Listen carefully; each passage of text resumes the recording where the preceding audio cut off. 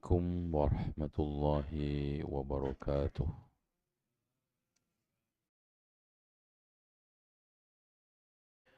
إن الحمد لله نحمده ونستعينه ونستغفره ونستهديه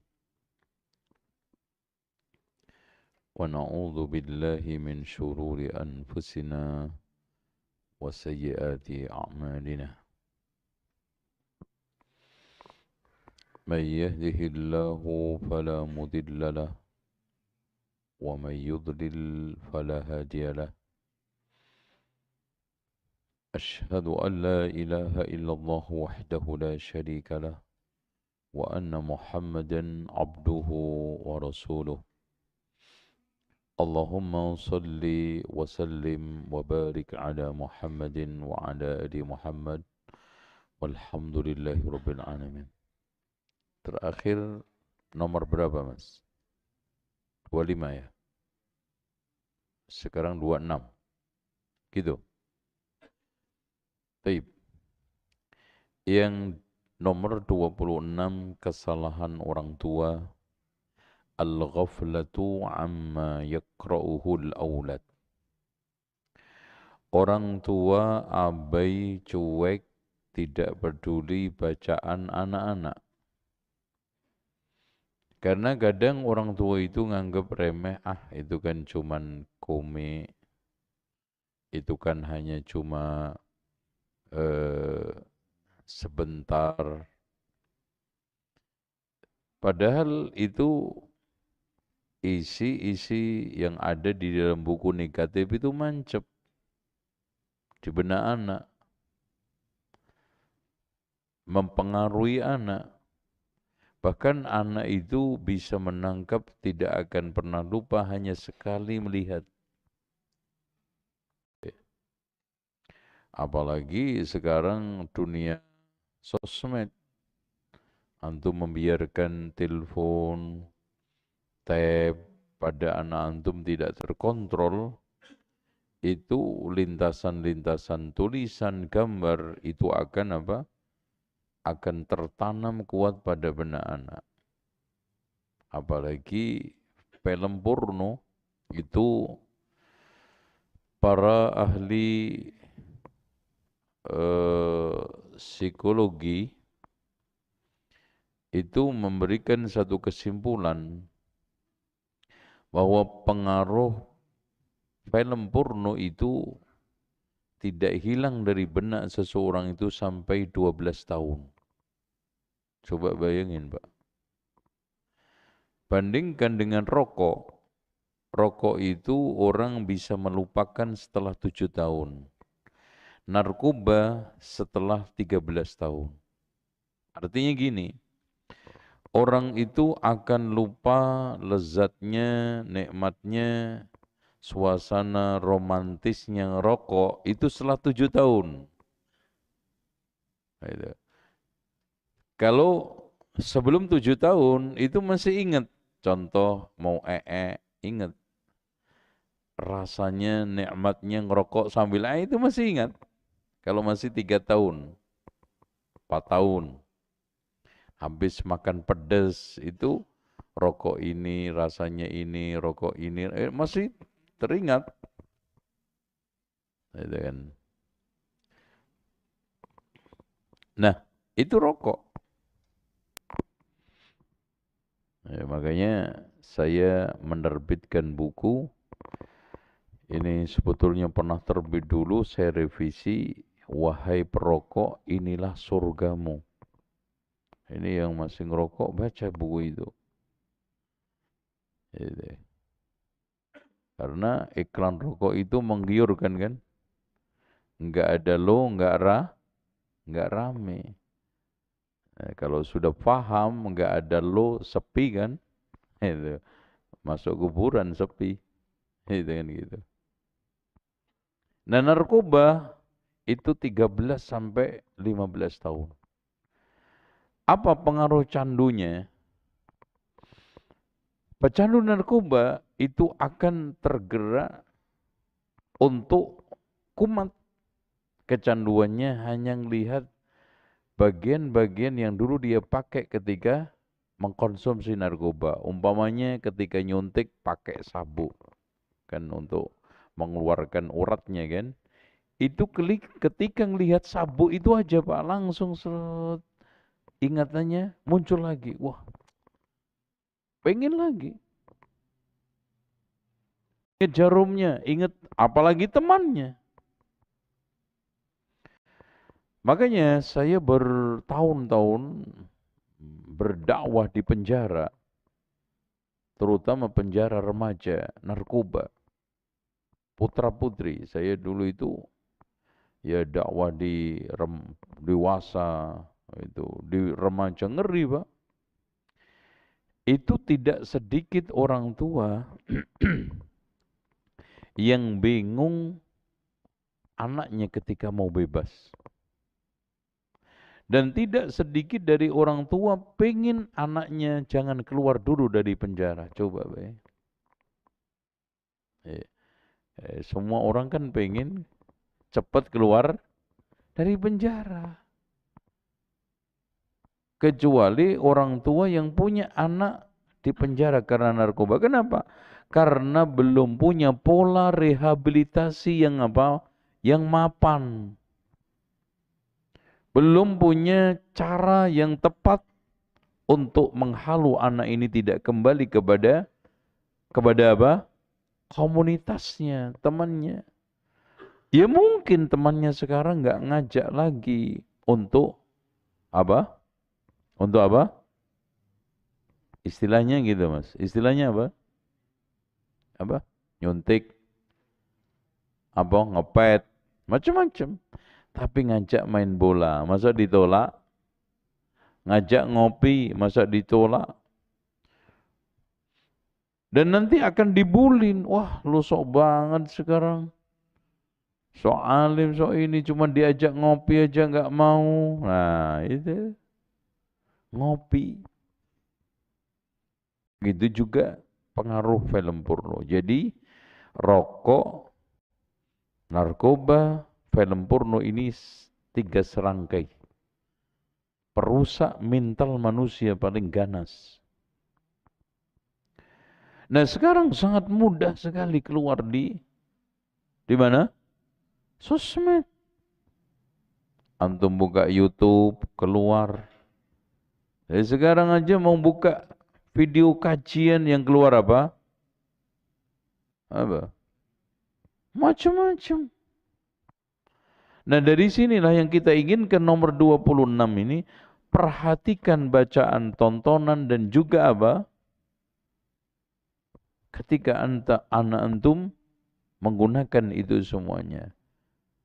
Makanya para pemilik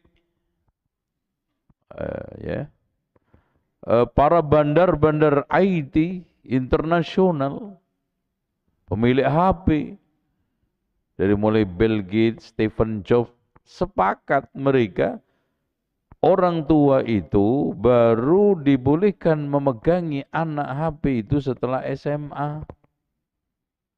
Itu. Karena ngerusak. Lah kita aja yang udah gede-gede aja, umur 60 aja itu kadang tidak bisa mengendalikan. Apalagi anak kecil. Gitu. Sekarang bagaimana kita nggak mengerikan? Anak TK aja punya grup WA. Apalagi SD. Itu ya. Makanya perhatikan. Jangan sekali-kali remehkan buku anak antum sekarang yang dibaca apa. Baik buku pelajaran. Jangan-jangan di sana ada kesalahan-kesalahan akidah yang fatal. Buku perpustakaan. Jangan-jangan yang dibaca adalah buku-buku ateis. Buku-buku yang menyimpangkan apa? Karena anak antum belum punya bekal, belum punya pegangan, tapi yang dibaca itu adalah syubhat. Nanti akhirnya apa? Sulit untuk menolak. Bukankah kita sering mendengar ada orang yang murtad, ada orang yang lepas jilbab hanya karena pengaruh dari bacaan buku yang dia baca? Ya tidak? Iya. Hanya sekedar buku. Bisa cuci otak anak sehingga dia lepas jilbab. Dia murtad dari agamanya. Tidak sholat lagi. Nah, itu. Nomor 27.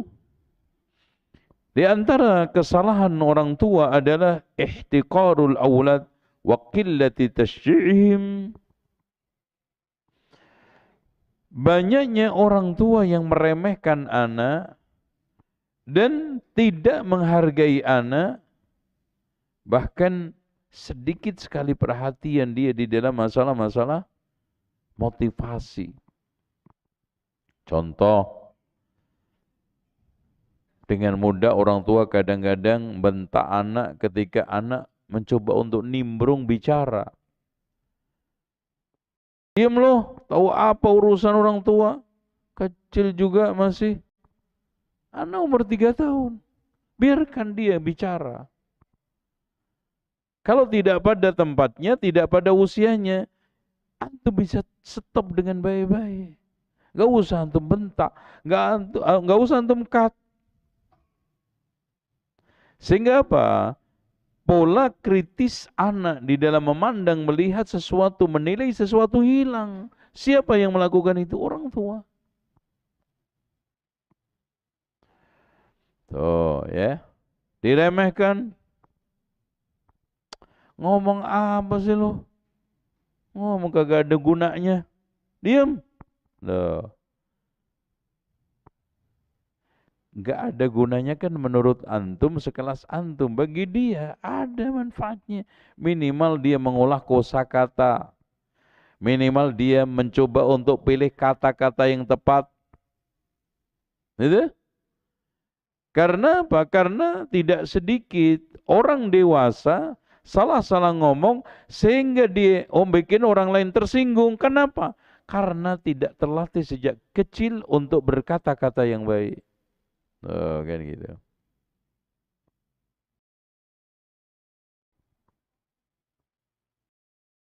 Contoh aja, Pak, kenapa sih datangnya nggak tepat waktu?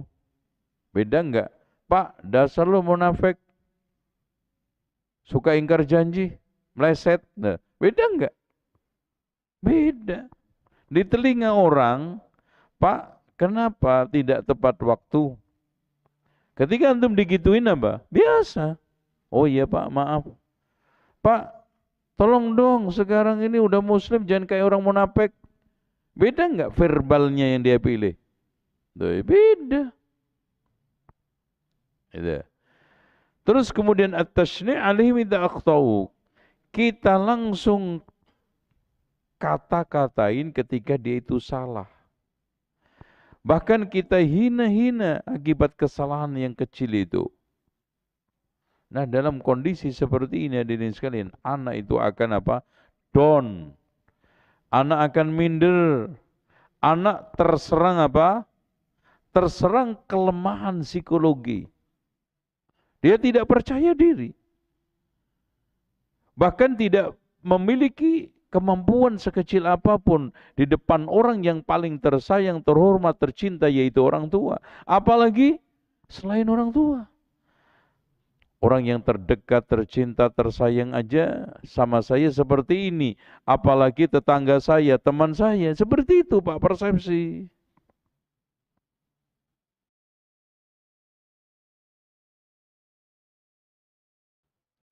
Dalam kondisi seperti itu nanti akan ada gap. Nggak nyambung. Anak tidak percaya lagi sama bapaknya. Bapak sudah tidak percaya lagi, nggak menghargai karena nggak ada harganya kok.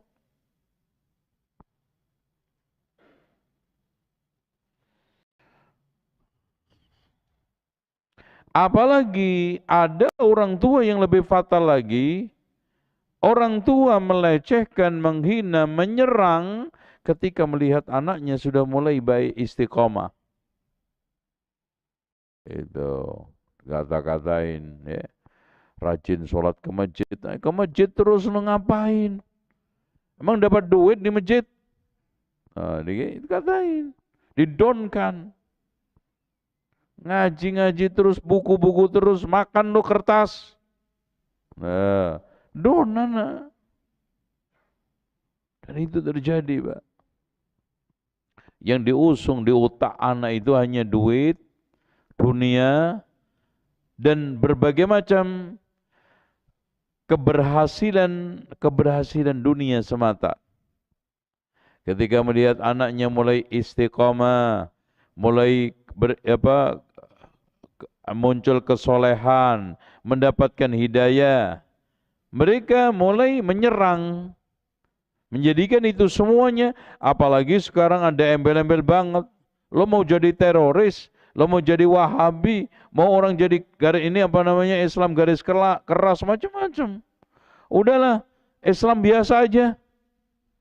Yang dimaksud Islam biasa apa, Pak? Ya biasa kayak saya begini. Oh, kayak Bapak ngerokok, iya, sholat enggak gitu. Itu. Iya, udah anak jangan aneh-aneh. Ikutin aja yang ada di masyarakat. Itu akhirnya, Pak, anak akan berpola pikir apa? Berpola pikir serba negatif memandang orang tua. Kenapa didonkan, dijatuhkan?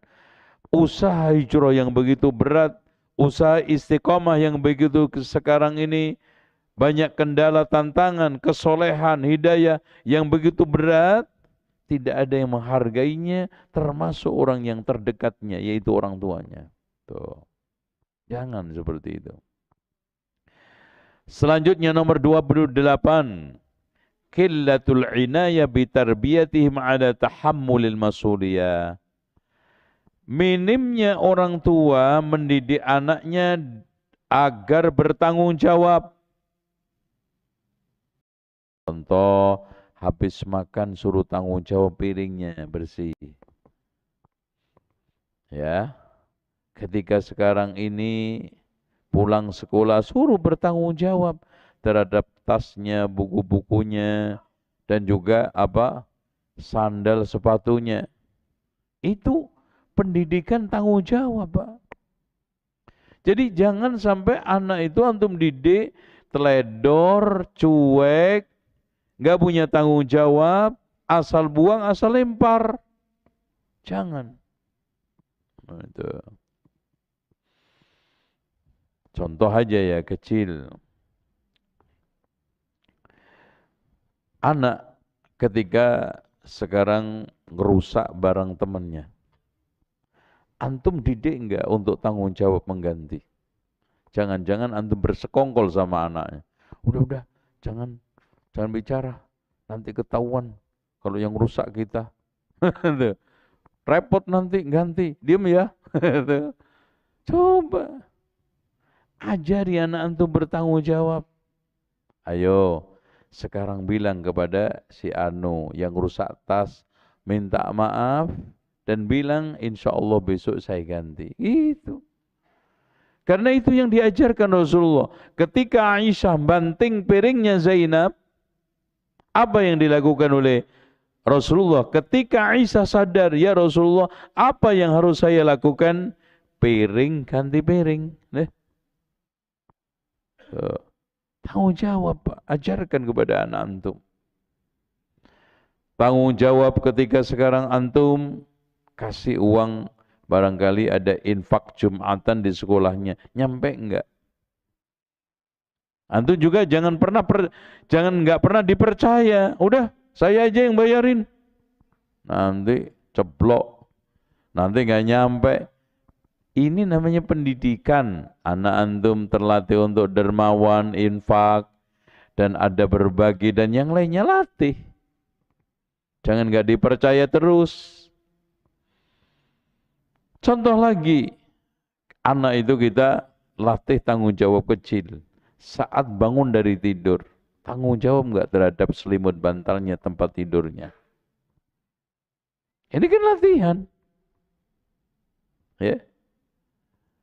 Ketika sekarang di masjid, ketika macam-macam, intinya, kita jangan cuma bisa mencela, jangan cuma bisa memarahi, tetapi anak kita tidak tuntun untuk bisa bertanggung jawab di dalam hidup ini. Yang 29. Adamu i'ta'ihim fursatan litashih wa taghyir lil afdal. Orang tua sedikit atau bahkan tidak memberikan kesempatan anak untuk berubah ketika salah. Anak tidak diberikan kesempatan untuk memperbaiki kesalahannya. Contoh, salah dia di dalam tadi bawa uang infak, ternyata jatuh, udah lain kali titik, nggak pernah saya kasih, dan saya aja nyerahin, kasih kesempatan. Ketika dia datang ke masjid, mungkin rame, tidak sholat, kasih kesempatan lagi. Ketika dia sekarang ini main sama temannya, mungkin tengkar, mungkin pukul-pukulan, nangis, kasih kesempatan lagi untuk bergaul. Sekali, dua kali, tiga kali, insya Allah. Seperti itulah sebagai orang tua. Karena ada sebagian orang tua sedikit kesalahan langsung keras, tutup, jebret, nggak dikasih kesempatan. Sekali bohong nggak dikasih kesempatan, dan seterusnya. Akhirnya anak tidak berdaya melakukan apa-apa dan tidak ada kesempatan untuk melakukan perbaikan dan perbaikan. Padahal proses anak di dalam menjalani hidup itu selalu ada dinamika untuk menuju pada kesempurnaan. Contoh, anak ketika masih kecil megang gelas. Kadang-kadang keliru enggak? Kadang-kadang jatuh enggak? Jatuh. Kadang megangnya itu lucu, begini. Itu kan gitu. Anak kecil. Langsung bapaknya, goblok lu, megang begitu aja lu enggak bisa. Ya jungkir, namanya anak. Ya enggak goblok mbahnya, kan gitu. Nah gini pelan, kadang-kadang megangnya seperti ini. Gitu. Kadang buka botol aja begini Pak. Itu anak kecil. Nggak tahu kalau begini jungkir itu tumpah. Umur 2 tahun, 2 tahun setengah. Tapi dia sudah hebat, bisa latihan buka botol. Sekali dia salah tumpah, besok lagi, loh kenapa ya kemarin tumpah? Oh saya kemarin megangnya keliru. Belajar yang kedua ketiganya. Seperti itu kita itu menghadapi anak. Nomor berapa sekarang? 30. Su'ul fahmi li nafsiyatil aulad wa taba'ihim. Kurangnya pemahaman orang tua terhadap watak, kejiwaan dan tabiat anak. Jadi orang tua itu kadang-kadang menyamarantakan anak. Anak 1, 2 dianggap sama semua. Ya, cara ngomongnya, cara memarahinya, cara menegasinya.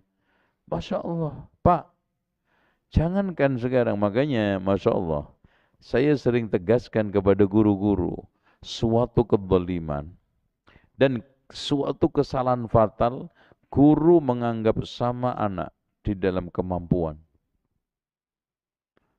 Ya. Contoh aja, kezaliman yang dibiarkan di sekolah-sekolah. Dan sampai hari ini eksis. Apa itu?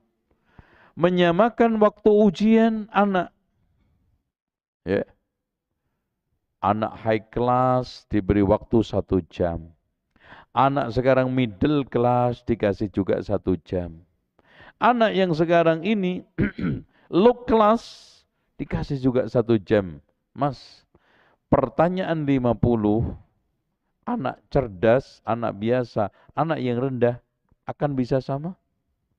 Di dalam waktu menjawabnya, kemampuan dia untuk mencernanya, yakin gak akan sama. Sekarang antum samakan semua. Anak yang high class, low class, yang middle class, antum kasih waktu sama di dalam menjawab 50 pertanyaan, suatu kezaliman.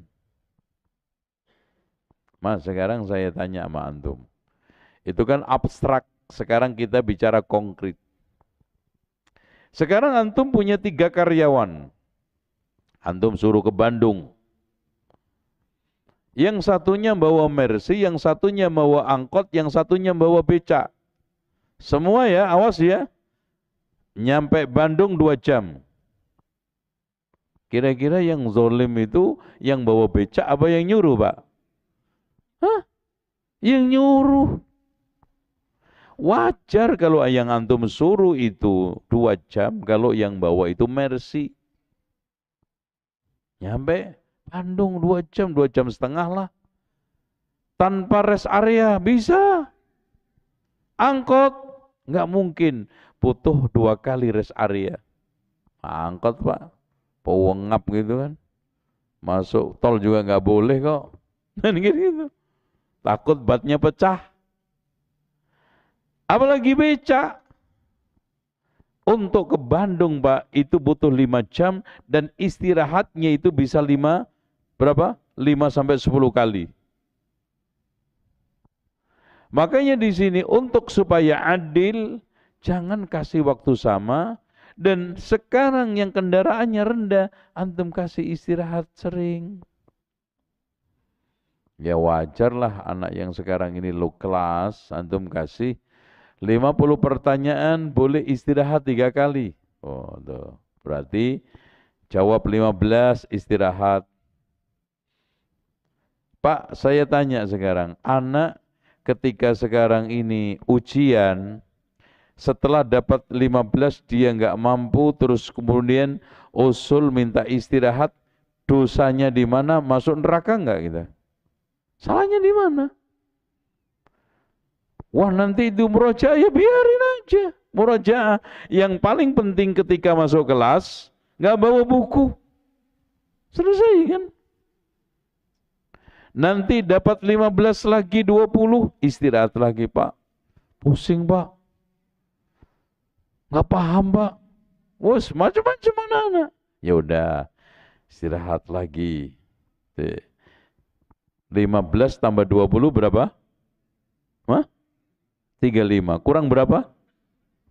Hilang 15 dia. Dah, istirahat lagi ke kantin, minum kamu, makan, dah. Masih, Pak? Masya Allah, semangat. Refreshing lagi, masuk kelas lagi tinggal 15. Nih anak yang middle, ya dengan sendirinya, Pak, nggak mau deh, Pak, anak selesaikan, cukup sekali istirahat, istirahat sekali. Anak yang high class, kalau antum suruh istirahat malah nggak mau. Ngapain, mobil saya Mercy kok. Pak, maaf Pak, saya nggak butuh istirahat Pak, anak pengen cepat selesai dan pengen cepat sampai Bandung. Karena Alhamdulillah lancar mobilnya Mercy, Masya Allah. Enak ini, baru lagi, produk 24. Iya lancar Pak. Lihat aja anak-anak pinter ketika ujian, antum suruh istirahat nggak mau. Tapi lihat anak-anak sekarang yang low class, yang sekarang middle class, antum suruh istirahat. Wah, Alhamdulillah. Masya Allah, Pak. Itu baru adil. Sama anak antum juga begitu. Antum lihat aja. Telur, Pak. Telur itu apa namanya? Ayam kampung. Satu, apa? Satu apa itu namanya?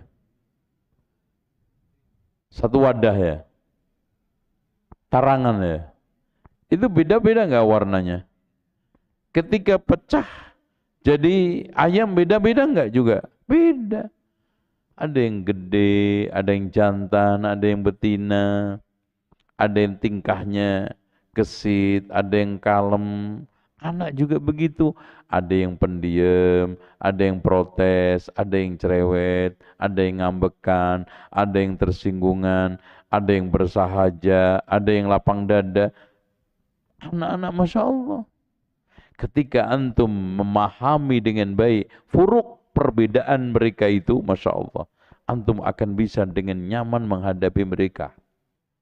Oh, ini anak pertama nih, biasa nih, menjelang makan ini begini-begini, tapi nanti juga selesai. Ini kalau mau makan aman, kalau habis makan ini yang ribet ini nih. Nomor 2 nih, apa semua Masya Allah. Pak, Rasulullah pernah nggak antum dengar hadis ketika sholat ingin memanjangkan sholatnya. Setelah mendengar tangisan bayi, Rasulullah mempercepat sholatnya karena kasihan orang tuanya, ibunya. Berarti Rasulullah memahami psikologi anak, psikologi orang tua. Itu. Ini cepat. Padahal Rasulullah ingin sholat lama itu. Kenapa?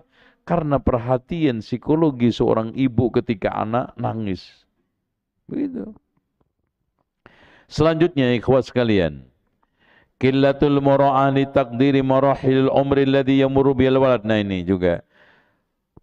Ya, di antara kesalahan orang tua adalah ketidakpedulian, cuek, tidak menghargai perbedaan umur anak.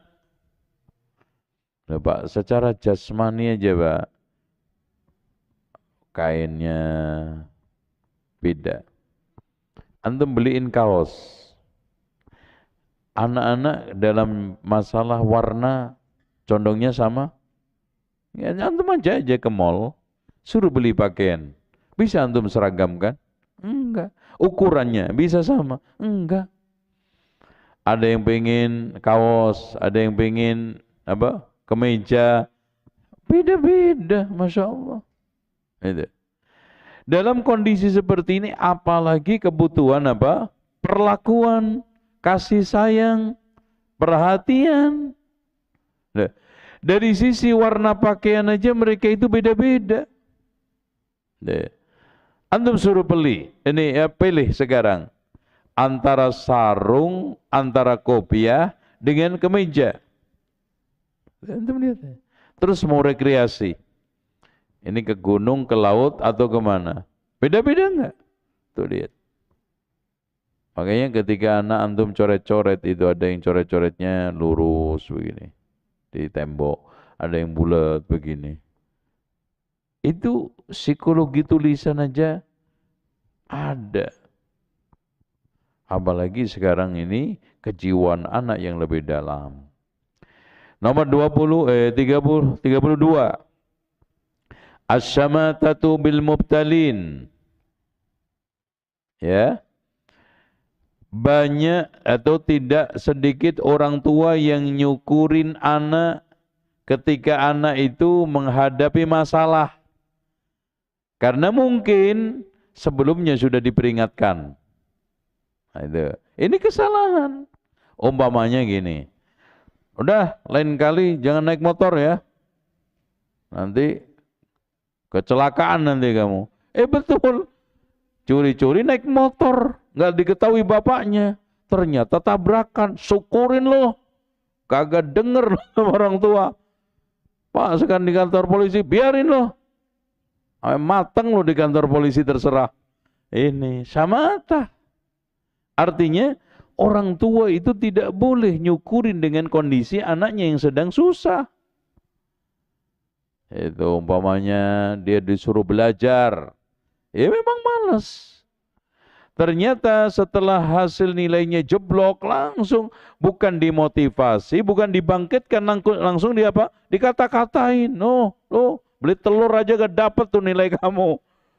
Syukurin loh. Gak denger sama orang tua. Bawanya main aja loh, males aja loh. Giliran sekarang nilai kayak begitu, kapok loh. Nah, ini gak didik, Pak. Itu ya. Jadi jangan bergembira dengan musibah, kesalahan, kekurangan, keteledoran anak. Tuh. Nomor 33. Qillatul ihtimam bi ikhtiyari madarisil aulad. Kurang perhatian ketika memilih sekolah untuk anak-anak. Karena yang penting asal masuk, asal dapat sekolahan. Ternyata anaknya Masya Allah diajarin orang ateisme, diajari orang Syiah, diajari orang kebatinan. Ya, ketemu dukun gurunya, kan gitu repot. Masya Allah. Lulus-lulus dapat keris anak antum. Itu. Oh, untung nggak dapat ake, keris. Terus apa lagi? Jimat, ontokusumo. Alhamdulillah Pak. Alhamdulillah wisuda dapat baju ontokusumo. Ya. di belakangnya diselipin keris. Itu kenapa?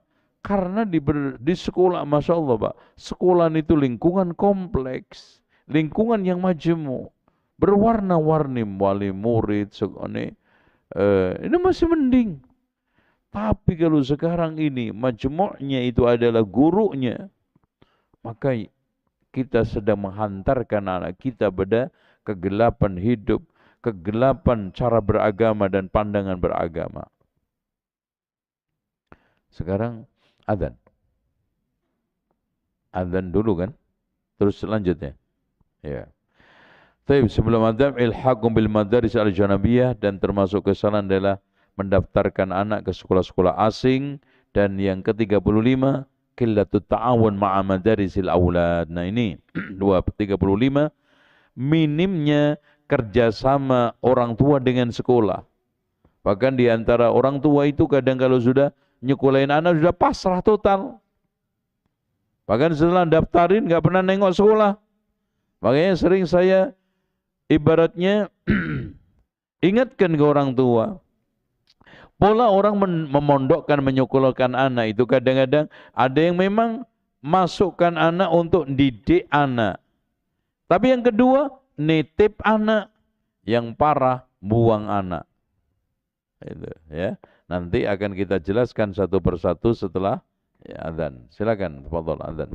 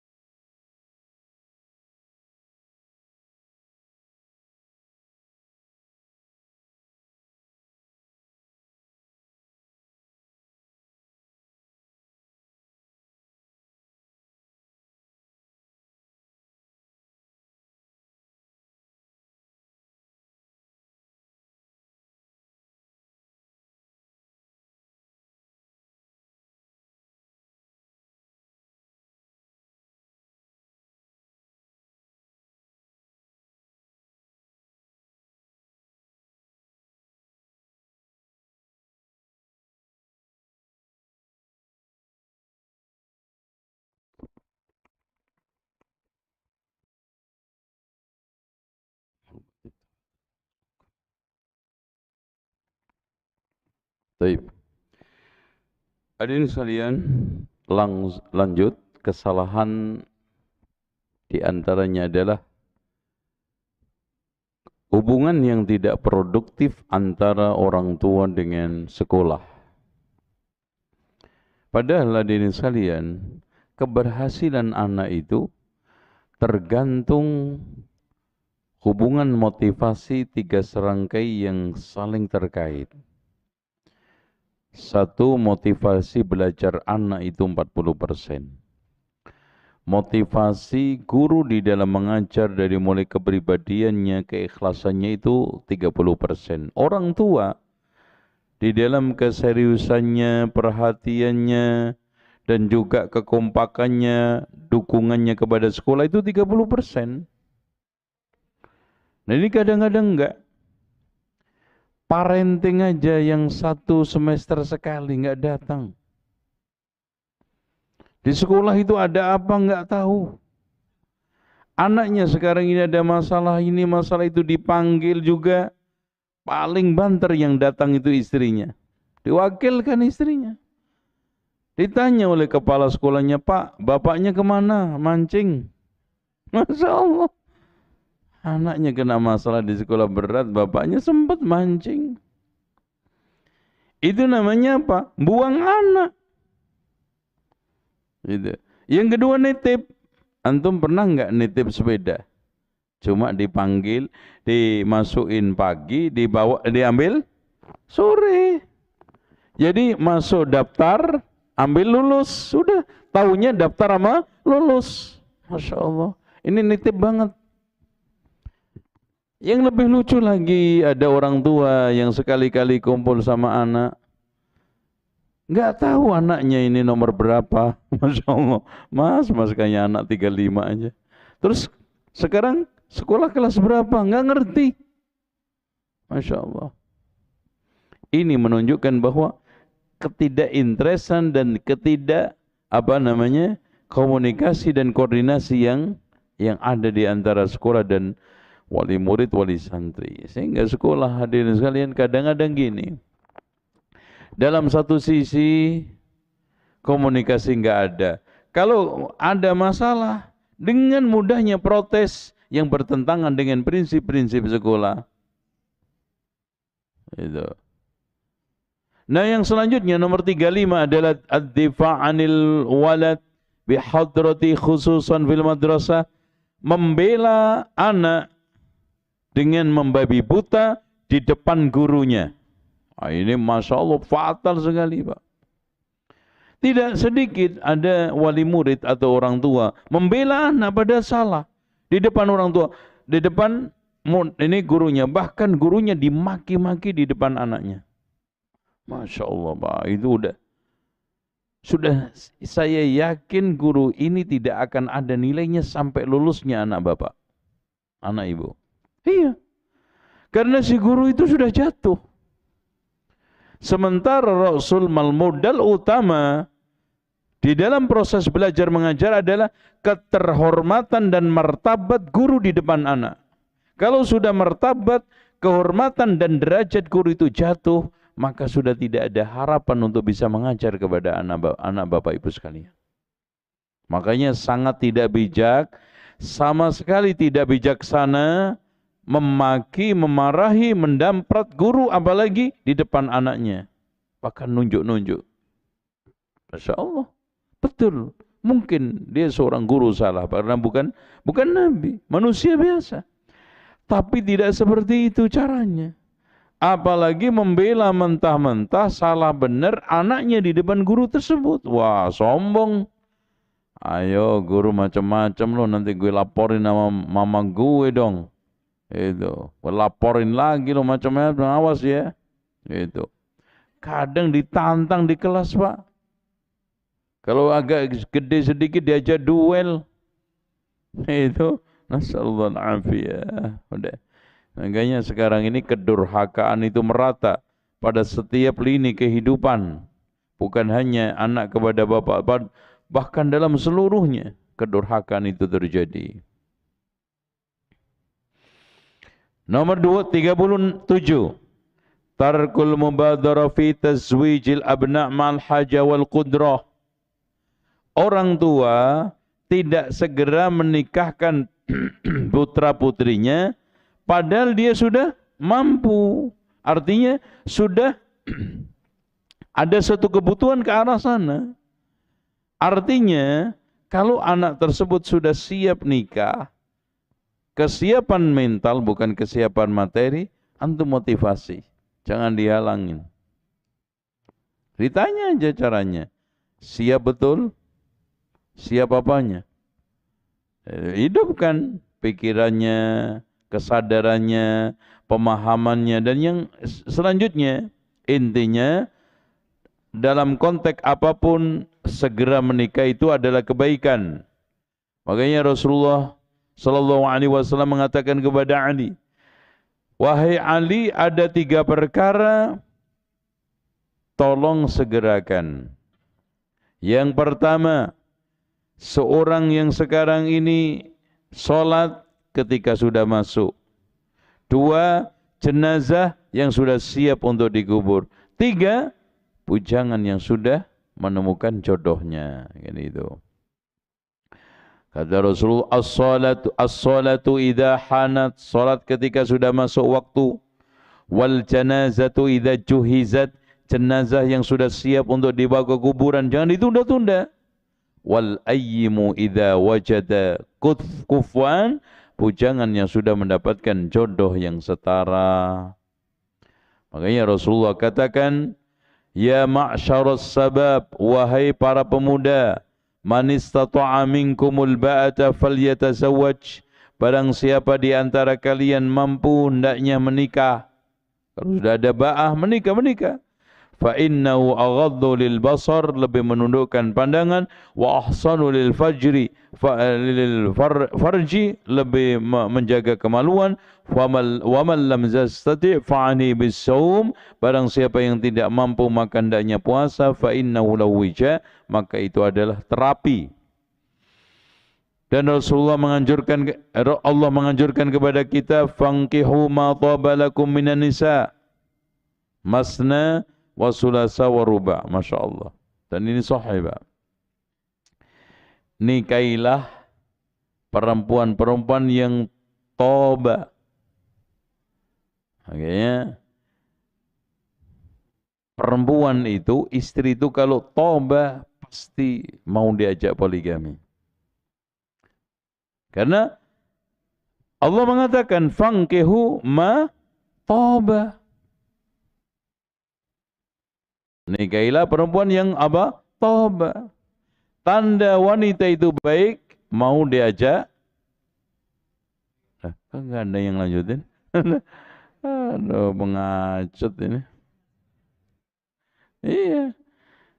Karena Allah mengatakan fankihu ma taba lakum minan nisa'i masna.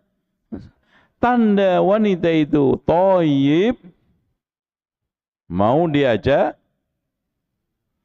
Ya Allah. Oke, nggak udah lanjutin. Gak ada faedah sama orang kayak begini. Ngerugiin lagi, udah. Allah berfirman di dalam surat An-Nur ayat 32. Wankihul ayama minkum. Nikahkanlah al-ayama. Ayam? Bujangan. Jadi bujangan-bujangan itu bahasa Arabnya ayam. Ya. Fankihul ayama minkum wassalihina min ibadikum wa imaikum. Perintah semua, Pak. Masya Allah, Pak. Seluruh teks pernikahan itu Allah dan Rasulnya hadirkan dengan kalimat perintah. Gitu, ya. Intinya kalau anak udah siap, udah jalankan. Yang penting dia siap mental, siap tanggung jawab, siap iman, siap takwa, siap bekal, yaitu apa? Berbagai macam kemampuan materi. 38. Ijbarul ibni ala nikahi man la yurid. Memaksa anak laki-laki terutama menikah dengan seorang yang tidak disukai. Enggak boleh. Wah, ini cocok. Ya menurut bapak. Ya anak? Belum tentu. Makanya di dalam perjodohan itu orang tua hanya sekedar membimbing. Orang tua hanya sekedar mengarahkan.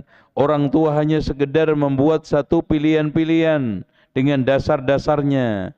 Kalau kamu milih dia seperti ini. Agamanya, akhlaknya, dunianya, antum jelasin. Ya, silakan kamu berpikir. Kalau memilih ini, seperti jelaskan background latar belakang, kemudian nanti resiko setelah pernikahan. Seperti pengalaman bapak, abi, umi, gitu. Nomor 39, takhiru zawajil banat bighairi musawwighin syar'iyyin. Mengakhirkan pernikahan anak-anak perempuan tanpa alasan syar'i. Itu pernah saya dicurhatin seorang akhwat, Pak. Gagal dilamar oleh orang sampai 24 kali. 24, Masya Allah. 24 laki-laki korban lamaran semua. Masya Allah. Itu. Kenapa? Ada yang lamar, setuju dia, enggak setuju bapaknya. Batal lagi. Lagi datang, setuju dia, bapaknya. Emaknya enggak setuju. Masya Allah, batal lagi. Terus muter 3 orang itu. Sampai 24 kali. Sampai Ustaz, jangan-jangan saya ada yang nyantet, ada yang ini. Bukan. Ini persepsi 3 orang, orang tua, bapak, ibu, anak ini harus diseragamkan, harus diperbaiki pemahaman di dalam memandang pernikahan dari tujuannya, sasarannya, dan yang sekarang ini keutamaan-keutamaan menikah dan juga dasar-dasar menikah dan pernikahan pandangan di dalam Islam bagaimana, itu harus diperbaiki. Tanpa memperbaiki itu terus sampai Masya Allah jadi perawan tua. Kalau kelapa enak Pak, makin tua makin banyak santannya. Dia orang manusia, Masya Allah. Ya. Itu. Nah, selanjutnya 40. Tazwijul banat bi ghairil akifa, menikahkan anak perempuan dengan laki-laki yang tidak sederajat dalam agama, akhlak, dan juga apa? Martabat keduniaannya, nasabnya atau apa ini. Pak, kalau laki ke perempuan nggak dibutuhkan kederajatan, ya kok kafa'ah nggak dibutuhkan. Makanya laki-laki muslim boleh menikah perempuan ahlul kitab. Itu sudah nggak setara. Dalam konteks apapun nggak setara. Tapi kalau perempuan ke laki wajib setara, terutama dalam masalah agama, dalam masalah akhlak, dalam masalah akidah. Pokoknya hati-hati. 41. Sama, memaksa anak perempuan menikah dengan laki-laki yang tidak disukai, tidak diridhoinya. Maka batalkan rukun pernikahan yang paling asasi adalah ar-ridha bir-ridha. Ridha, suka sama suka. Kalau enggak, maka pernikahannya adalah batal. Makanya sampai janda itu kan enggak boleh dipaksa. Kenapa? Karena dia sudah mengalami pahit getirnya pernikahan. Ridha. Kalau perawan itu dibolehkan dalam konteks kemaslahatan dan kebaikan menurut orang tuanya. Umpamanya anak perempuan tersebut condong kepada orang kafir, orang tua boleh memaksa untuk membatalkan pernikahan. Orang tua, anak sekarang ini menikah mau dengan orang-orang sesat, Bahaiyah, Syiah dan yang lainnya. Orang tua boleh memaksa. Apalagi dia memilih dengan orang-orang yang sekarang ini tidak beragama. Ini ada jodoh yang soleh, hafid, umpamanya dan yang lainnya. Orang tua juga boleh memaksa kalau sama yang perawan. 42 dukhulul walid fi kulli saghiratin wa kabiratin min amri waladihi idza tazawwaj. Termasuk kesalahan fatal adalah campur tangan orang tua dalam hal kecil besar tentang urusan anaknya setelah menikah. Makanya Pak, kalau antum sama anak antum, kalau sudah menikah, antum jangan campur tangan. Sampai akhirnya Pak, anak itu risih. Karena saya sering tegaskan, kalau sudah menikah, yang menjadi pemain itu cuma suami istri. Semua adalah penonton. Makanya orang tua tidak boleh campur tangan, meskipun wah saya paling nggak bisa. Pamannya, pak D-nya, budenya semua adalah penonton. Yang berhak untuk menendang bola atau tidak menendang adalah suami istri. Makanya faktor rusaknya rumah tangga itu kan satu campur tangan dari pihak luar. Bisa dari keluarga suami, keluarga istri, teman suami, teman istri, atau orang lain. Yang kedua, cemburu overdosis. Ini juga bisa merusak rumah tangga. Yang ketiga, bohong, suami bohong, istri bohong. Ini juga merusak. Makanya harus berprinsip antara suami istri, tidak ada dusta di antara kita ya setelah menikah. Gitu. Terus kemudian yang juga tidak kalah pentingnya adalah yang menyebabkan rumah tangga ini rusak, banyaknya pergaulan dengan orang-orang yang sekarang ini merusak, suka ghibah, suka namimah, dan yang lainnya. Gitu. Nah, hal-hal yang seperti ini harus dihindarkan. Wallahu a'lam. Mungkin ada yang bertanya, silakan. Ada waktu 15 menit. Ini alhamdulillah sudah selesai part 1, 2, 3 tentang kesalahan pendidikan anak. Insya Allah kita akan nanti belajar tentang sedikit atau sekilas potret pendidikan salafun saleh dari kalangan sahabat dan tabi'in. Kemudian hal-hal yang bisa membantu kita di dalam sukses mendidik anak. Nanti faktor-faktor kesuksesan orang tua di dalam mendidik anak itu apa aja? Insya Allah kita bahas satu persatu biidznillah. Baik. Ini pertanyaan. Ada yang langsung silakan. Fadhal. Sambil menunggu antum yang langsung, ini pertanyaan. Assalamualaikum Ustaz. Semoga Ustaz sekeluarga selalu dalam lindungan Allah. Amin.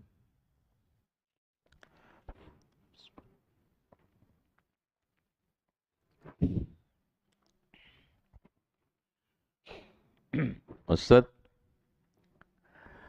adakah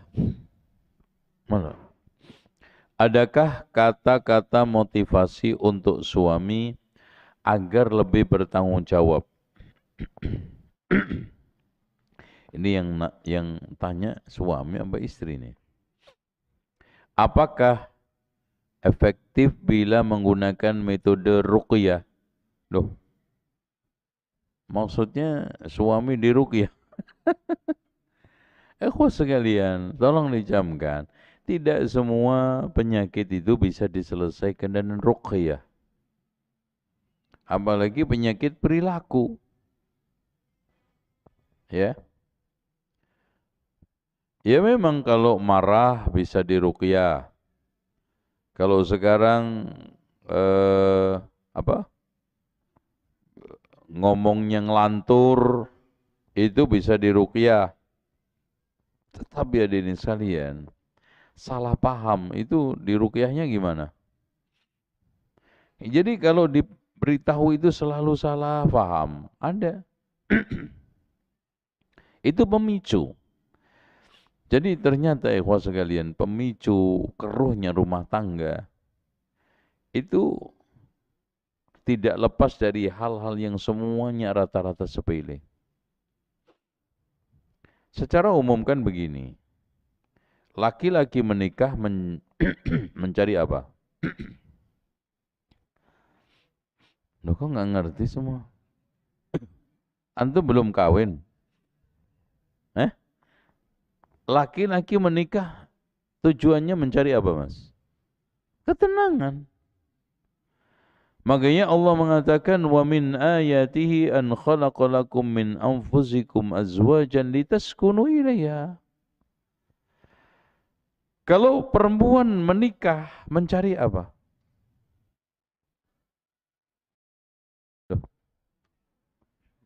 Bingung saya ngurusi sampai nih, Pak. Kalau laki-laki menikah mencari ketenangan, perempuan mencari perlindungan. Makanya ketika laki-laki itu sanggup melindungi perempuan, saya jamin pernikahan dan rumah tangga itu akan bertahan awet. Kalau sekarang seorang laki-laki mendapatkan ketenangan, saya yakin rumah tangga itu akan awet. Makanya rumah tangga sehebat apapun meskipun harta melimpah ruah, kalau laki tidak dapat ketenangan, istri tidak dapat pelindungan, bubar tidak? Bubar. Makanya Allah tekankan kepada laki-laki apa? Ar-rijalu qawwamuna 'alan nisa. Qawwam itu apa? Memimpin, melindungi, mengayomi. Nah, itu dah. Siapa yang diayomi? Ya istri. Makanya perlindungan itu sampai pada akhirat loh Pak. Ya ayyuhalladzina amanu qu anfusakum, Masya Allah. Lindungi istri anak antum. Dari apa? Api neraka coba. Jadi perlindungan itu sampai akhirat.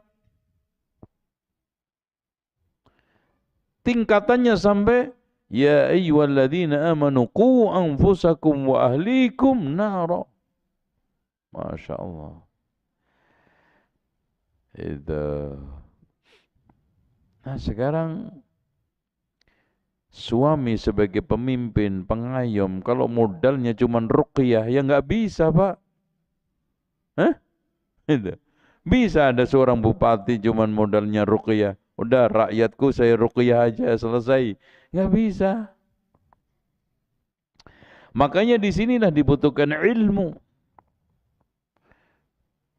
Kenapa Pak? Ilmu, terutama ilmu teknis. Karena rata-rata masalah hubungan rumah tangga suami istri itu jarang ada dalilnya. Dalil rumah tangga itu hanya global.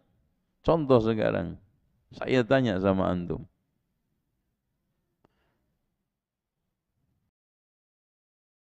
Untuk nyuci, masak, itu tanggung jawab siapa? Istri. Mana dalilnya? Mana? Coba. Makanya kalau antum nikah jangan sama istri ahli fikih. Apalagi S2, S3, capek antum. Nggak pernah masak, dalil terus yang dicari. Itu kan gitu. Itu disuruh masak, mana dalilnya? Itu. Nanti masak sendiri. Nggak ada dalilnya. Itu masak nggak ada dalilnya, nyuci pakaian antum nggak ada dalilnya. Mana dalilnya ya? Yang antar sekolah itu istri atau suami? Mana dalilnya?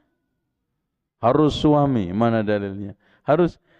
Masalahnya makanya wa'ashiruhunna bil ma'ruf, pergaulilah istri-istrimu dengan ma'ruf apa?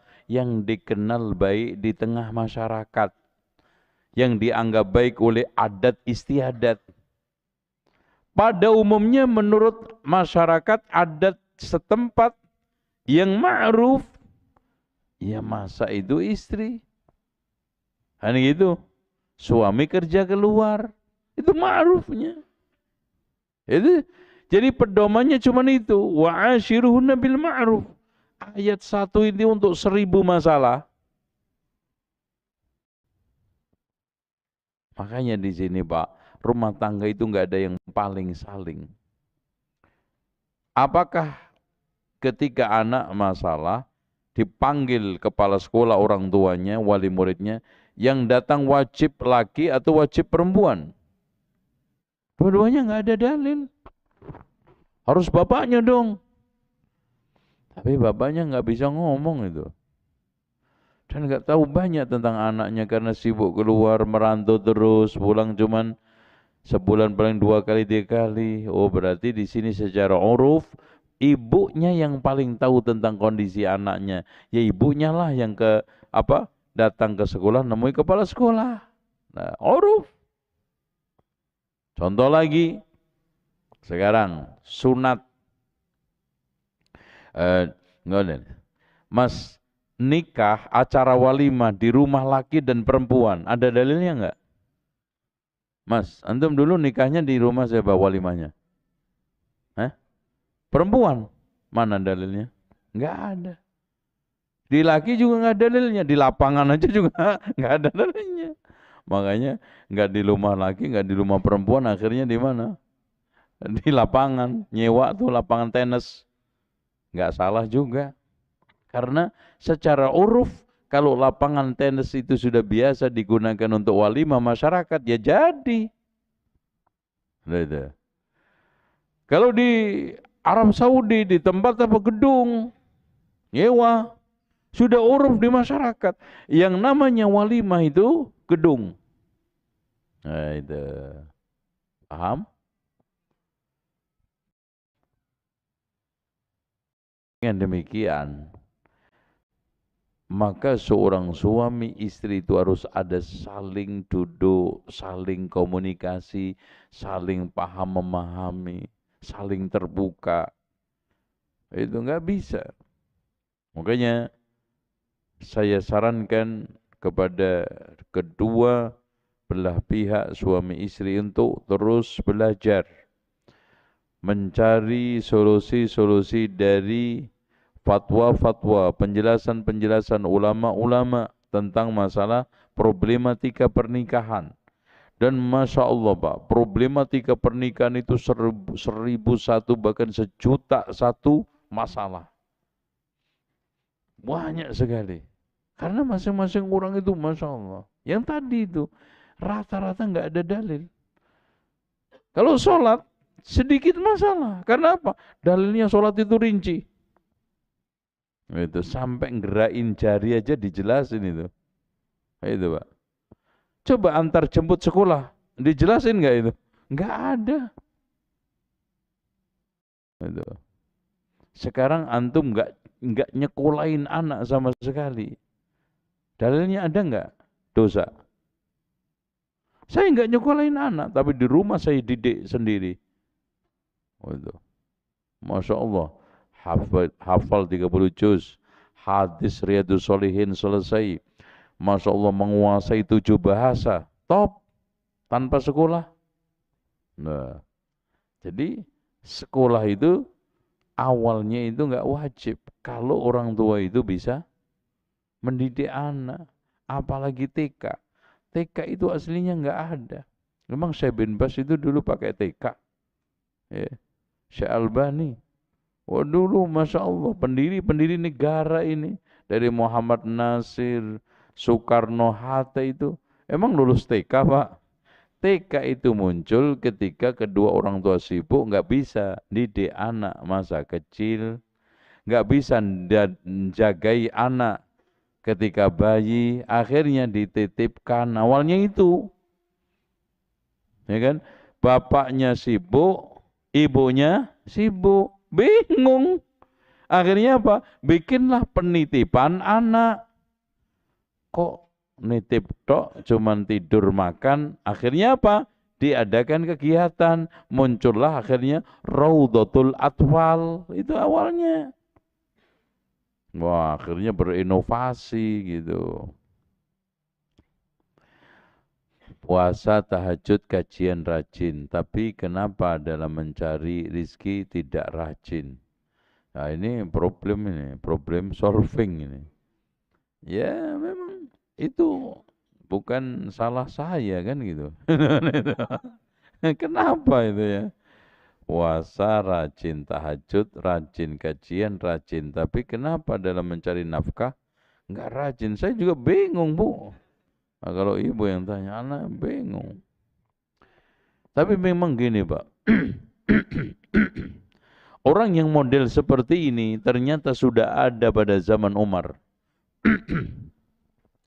Umar bin Khattab pernah sampai berdoanya begini, Allahumma inni a'udzubika min jaladil fajir wa dha'fil mu'min. Ya Allah, aku berlindung kepadamu dari gigihnya orang jahat dalam mencari rizki dan lembeknya orang mukmin dalam mencari rizki.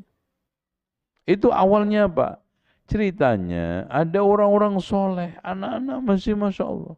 Umurnya masih seger-seger, produktif lah. Tidur-tidur di masjid. Akhirnya ketemu Umar lah.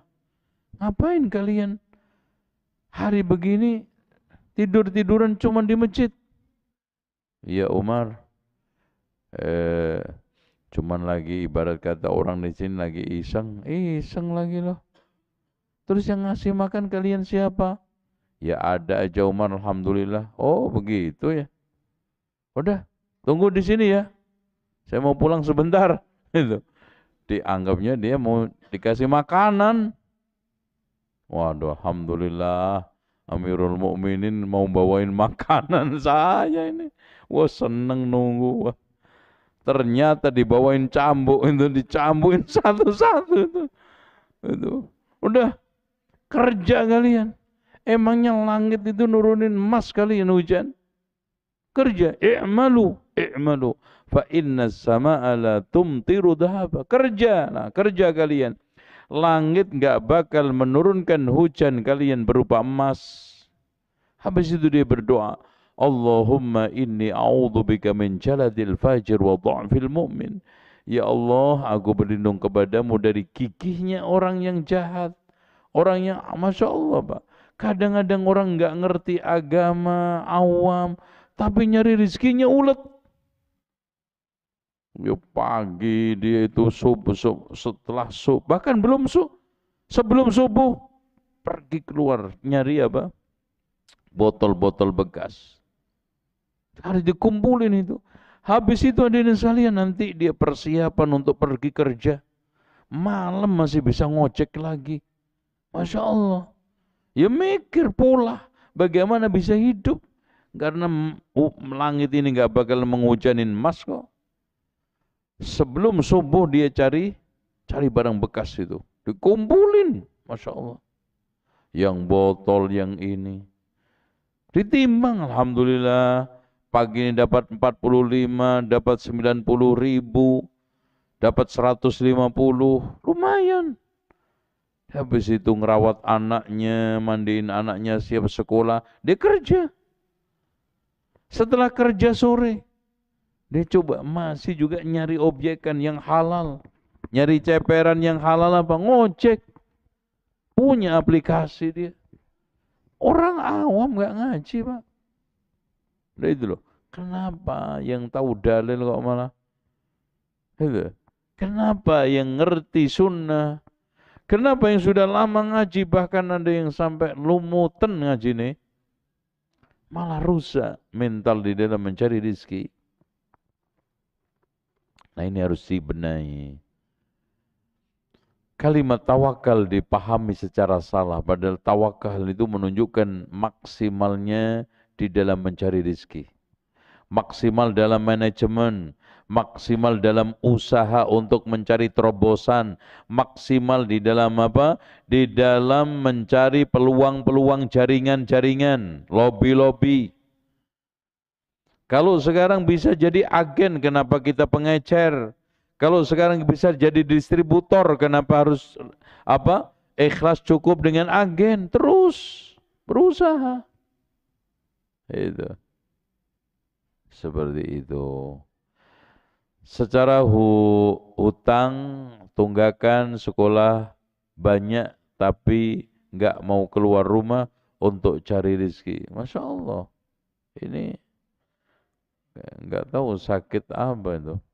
Padahal Pak, Masya Allah di Jakarta ini, saking mudahnya dan saking banyaknya peluang, kertas saja bisa jadi duit loh Pak.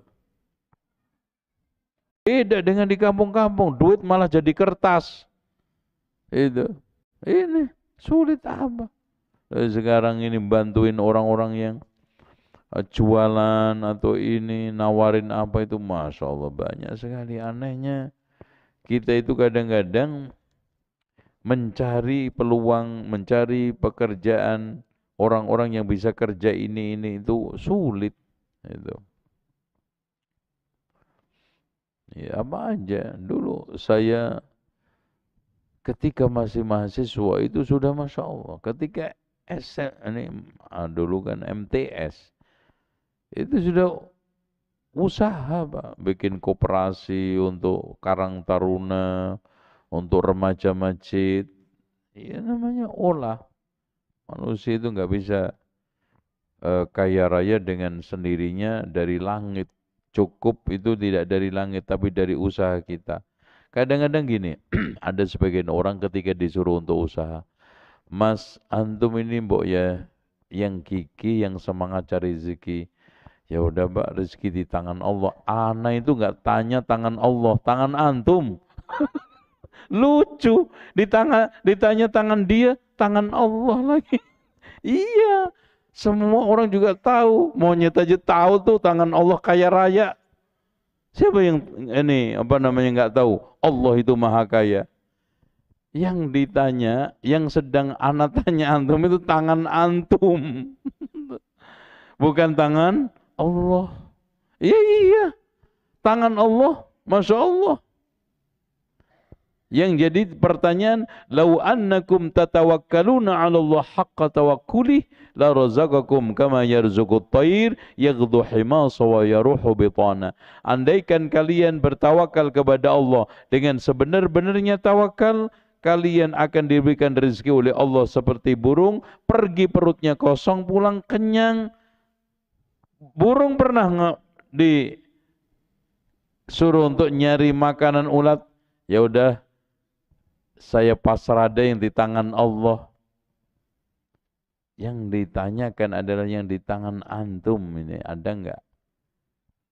Sekarang bayar SPP pakai tangan Allah, pakai tangan antum.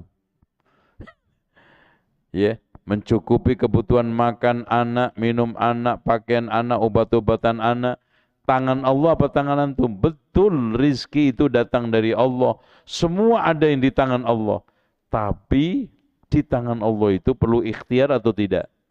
Ikhtiar dan tawakal itu pasrah secara hati, tapi tangan kaki tetap usaha. Makanya tawakal yang benar itu mengerahkan hati kepada Allah, mengerahkan tangan kaki untuk usaha. Itu hatinya yang diserahkan kepada Allah, bukan kakinya. Tuh ya. Ya cukup kayaknya, Masya Allah. Ini pertanyaannya banyak nih Pak. Pertanyaan terakhir, apakah suami saya ketempelan jin males? Masya Allah. Ini kalau ada betul jin males, anak aja ngeruqyah males Pak. Coba bayangkan itu. Ini ya ngeruqyah aja males. Coba bayangin. Ngeri nggak itu? Ya, Masya Allah ya. Jinnya malas, coba bayangin itu. Apalagi yang ruqyah itu. Kenapa? Karena disuruh keluar, malas Pak, itu kan. Ntar kan gitu. Subhanallah, Bismillah. Makanya betul Umar itu sampai nyesek Pak ketika gitu. Allahumma inni a'udzubika. Orang kuat-kuat kayak begini, gendut-gendut begini, kekar-kekar begini, gelundang-gelundung di masjid nggak kerja, coba bayangin. Nyesek Umar Pak. Terakhir mohon nasihatnya bagi orang tua yang suka mukulin anaknya ketika salah dan anaknya jadi ikutan jadi kurang apa? Tukang pukul di sekolahan. Nah repot ini. Betul Pak. Kacang orang ninggal lanjaran nih. Pohon itu buah jatuh di sampingnya. Anak itu tahu enggak, 74% itu bertingkah pola, berkelakuan, berbicara, dan berpemahaman dari yang dilihat orang tuanya. Gitu. Makanya anak itu memperhatikan, mencermati apa yang sekarang terjadi pada sekitar orang tuanya. Itu nanti akan ditiru. Ditiru. Diikutin dengan sendirinya. Oh ternyata orang tua saya di dalam cara menyelesaikan masalah dengan tetangga marah-marah. Dia juga marah-marah. Maki-maki. Karena dia menemui orang tuanya seperti itu. Oh orang tua saya di dalam menyelesaikan masalah dengan pengutang, ngutang kan, ditagih. Wah diancam-ancam. Wah kayaknya cocok nih nanti kalau saya ditagih orang kayak bapak saya. Bawa celurit kalau bisa. Ditiru semua itu. Apa yang dia lihat, apa yang dia cermati, apa yang dia sekarang ini tangkap, itu akan menjadi goresan. Makanya buat goresan yang baik untuk anak-anak antum. Ya suami, ya istri. Contoh aja ya. Ada orang tua setiap melihat sesuatu yang enggak sedap, langsung menghina, mengetawakan. Anak niru. Sehingga ketika melihat apapun, gampang ngomentari orang, gampang ledek orang, gampang nyibirin orang, kan gitu. Anak ketika kecil diajak ke toko, orang tuanya suka ngutil juga ngambil, akan niru, ngambil itu. Makanya hati-hati. Masya Allah, anak itu emas. Tetapi kalau antum salah, maka nggak akan menjadi emas. Bahkan akan menjadi racun buat antum. Makanya ada Nabi Khidir membunuh anak bocah itu kan. Kenapa? Anak itu akan menjadikan dua orang tuanya kufur kepada Allah. Masya Allah. Itu ketika salah asuh. Ya. Saya kira itu. Dan insya Allah kita berjumpa kembali di kesempatan lain. Subhanakallahumma wa bihamdika. Asyhadu an la ilaha illa anta. Astaghfiruka wa atubu ilaik. Wassalamualaikum warahmatullahi wabarakatuh.